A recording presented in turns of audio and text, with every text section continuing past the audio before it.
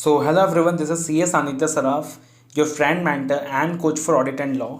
And today we are going to revise the chapter of dividend, and that is indeed a very small chapter and has a weightage of around 4 marks. So, now you see that dividend, chapter 8 of Companies Act 2013, the chapter of dividend is governed in chapter 8 of 2000 Companies Act 2013, and dividend has 5 sections. सिर्फ और सिर्फ 5 sections हैं dividend के chapter के अंदर. We have section 123, 124, 125, 126 and 127, and that is governed under chapter 8 of Companies Act 2013, and that is read with the company's declaration and payment of dividend rules 2014. Right तो सबसे पहले कहानी स्टार्ट होती है सेक्शन 123 से. सेक्शन 123 टॉक्स अबाउट दैट जब भी company dividend declare करेगा what is going to be the source of dividend. So section 123 specifies that the dividend will always be declared out of the free reserve, out of the profits of the company, current year profits of the company, या फिर अगर let's say the company is suffering losses in the current year, then company may declare dividend out of the accumulated profits or free reserves subject to the compliance of rule 3, or the dividend can be declared from the amount received by the central government or state government, particularly for the purpose of declaration of dividend. फिर जो dividend का payment होगा वो हमेशा cash में होगा. It will be in cash और in banking mode. Dividend का पेमेंट कभी भी काइंड में नहीं हो सकता. तीसरी चीज जो सेक्शन 123 के अंदर कही गई है that before declaring the dividend, जब भी कंपनी डिविडेंड डिक्लेयर करेगा, what the company is required to do is that they have to provide for depreciation as per schedule 2 and provide for the previous year losses. First of all the company has to provide for depreciation as per schedule 2 and provide for the previous year losses, and उसके बाद ही company क्या कर सकता है, dividend declare कर सकता है. Only thereafter the company can declare dividend. ठीक है, तो सोर्सेज ऑफ डिविडेंड के बारे में बताया गया, और साथ ही साथ ये भी बताया गया कि भाई अगर करंट ईयर में प्रॉफिट्स नहीं है, करंट ईयर में लॉसेस है, then past year reserves can be used to declare dividend but subject to the conditions of rule 3. And rule 3 के अंदर 4 कंडीशंस हैं. रूल 3 कंसिस्ट ऑफ 4 कंडीशंस कि भाई if the company suffering losses in the current year then the previous year reserve can be used but subject to 4 conditions. पहला condition लगता है rate of dividend के ऊपर, that the maximum dividend that the company can declare is the average rate of dividend it has declared in the last 3 years. तो जो भी पिछले 3 साल में कंपनी ने डिविडेंड डिक्लेयर किया है, आप उसके 3 साल का एवरेज ले लें और मैक्सिमम कंपनी उतना ही डिविडेंड क्या कर सकता है, डिक्लेयर कर सकता है. बट प्रोवाइजो में कहा गया है कि अगर कंपनी ने पिछले 3 साल में डिविडेंड डिक्लेयर नहीं किया है, सो ये वाली कंडीशन एप्लीकेबल नहीं होगी.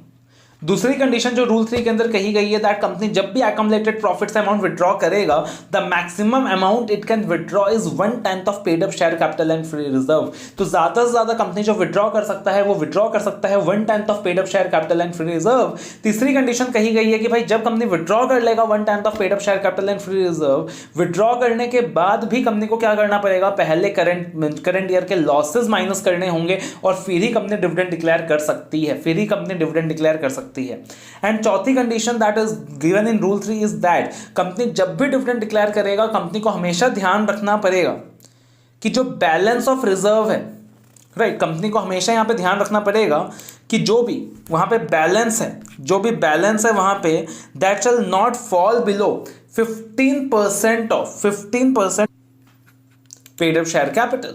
राइट, तो हमेशा ध्यान रखना पड़ेगा कि जो बैलेंस ऑफ रिजर्व है that shall not fall below 15% of paid up share capital.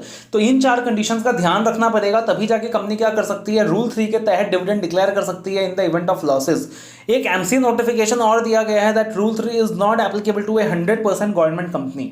जब हम कहते हैं कि rule 3 is not applicable to a 100% government company, इसके 2 इंटरप्रिटेशंस निकल के आ सकते हैं. पहला इंटरप्रिटेशन दैट जो 100% गवर्नमेंट कंपनीज होती हैं, 100% government companies can always declare dividend irrespective of losses.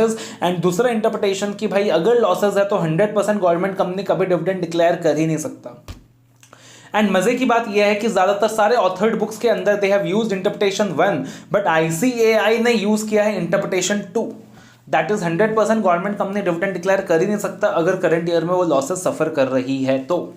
Right, तो सेक्शन 123 के अंदर ये सारी बेसिक चीजें हमने डिस्कस करी. उसके बाद सेक्शन 123 में कहा गया है कि कंपनी जब भी डिविडेंड डिक्लेयर करेगा 5 दिन में शेड्यूल्ड बैंक अकाउंट में पैसा जमा करेगा. एंड आगे सेक्शन 123 में यह भी कहा गया है कि अगर कंपनी ने डिफॉल्ट किया है in the repayment of public deposits under section 73 and 74, सो वहां पे कंपनी डिविडेंड डिक्लेयर नहीं कर सकता है. Company can not declare dividend. Right. तो ये सारी चीजें सेक्शन 123 के अंदर कही गई है। All of this things are covered under section 123। अब अगर कहानी को आगे लेके जाएं, सो फ्लो कुछ इस तरीके से बनता है कि भाई कंपनी क्या करेगा, जैसे ही डिविडेंड डिक्लेयर करेगा 5 दिन के अंदर शेड्यूल्ड बैंक अकाउंट में पैसा जमा कर देगा, 30 दिन के अंदर पैसा शेयर होल्डर्स को पे कर देगा, डिस्पैच कर देगा, डिविडेंड का चेक जो है डिस्पैच हो जाएगा, यानी कि 5 दिन के बाद अगला 25 दिन, next 25 days.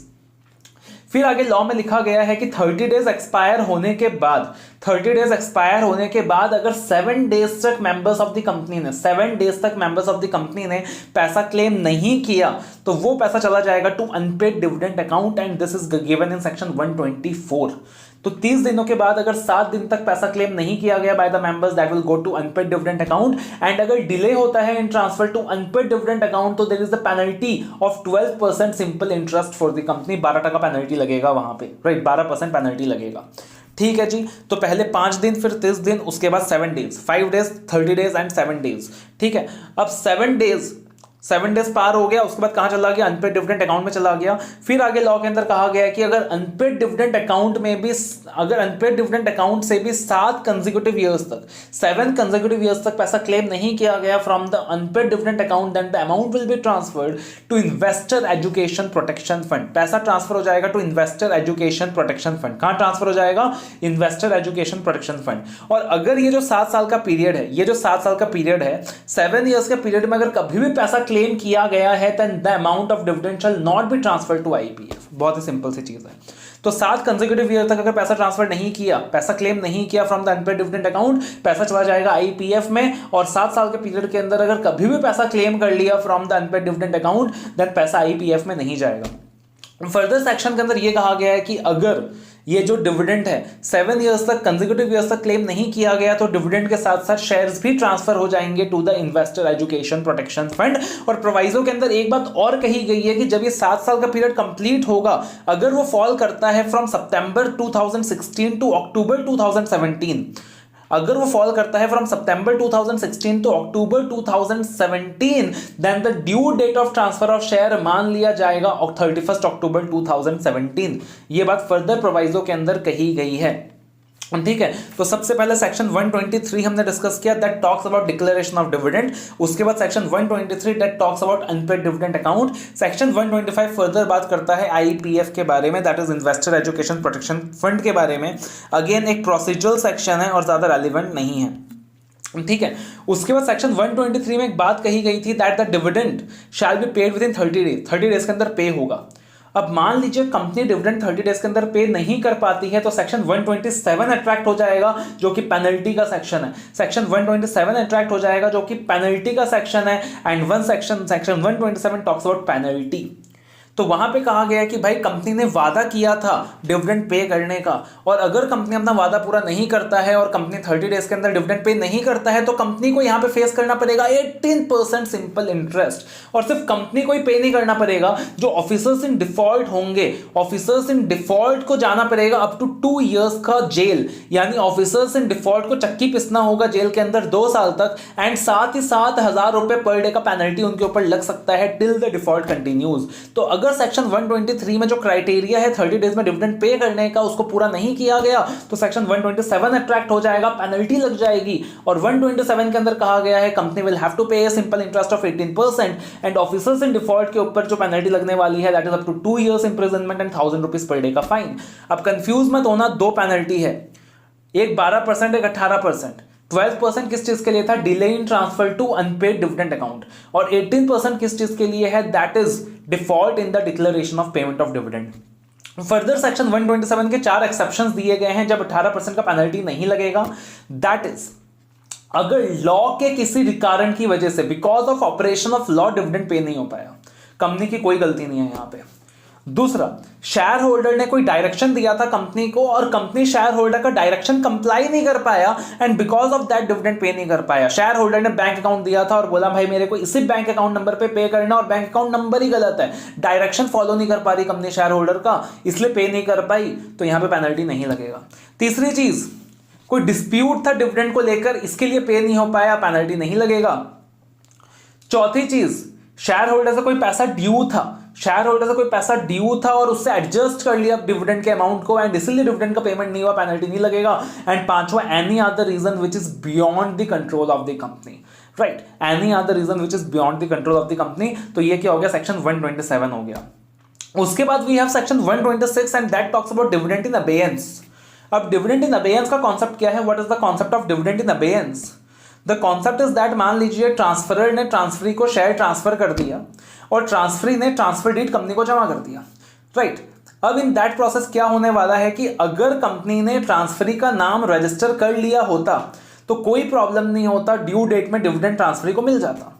But the problem is that company ने ट्रांसफरी का नाम रजिस्टर ही नहीं किया अपने रजिस्टर ऑफ मेंबर्स के अंदर, अभी तक शेयर के ट्रांसफर को रजिस्टर ही नहीं किया। तो लॉ कहता है कि either the transferor should authorize the company to pay the dividend to the transferee, या तो ट्रांसफरर को ऑथराइज कर देना चाहिए कंपनी को कि आप ट्रांसफरी को डिविडेंड पे कर दें। लेकिन अगर ट्रांसफरर ऑथराइज नहीं करता है कंपनी को to pay the dividend to the transferee, in that particular situation जो भी डिविडेंड का अमाउंट है वो ट्रांसफर हो जाएगा to unpaid dividend account that is referred under section 124, और उस डिविडेंड के रिस्पेक्ट में जो भी बोनस या राइट बनता है that should be capped in abeyance, यानी that should be capped in hold and that is governed under section 124।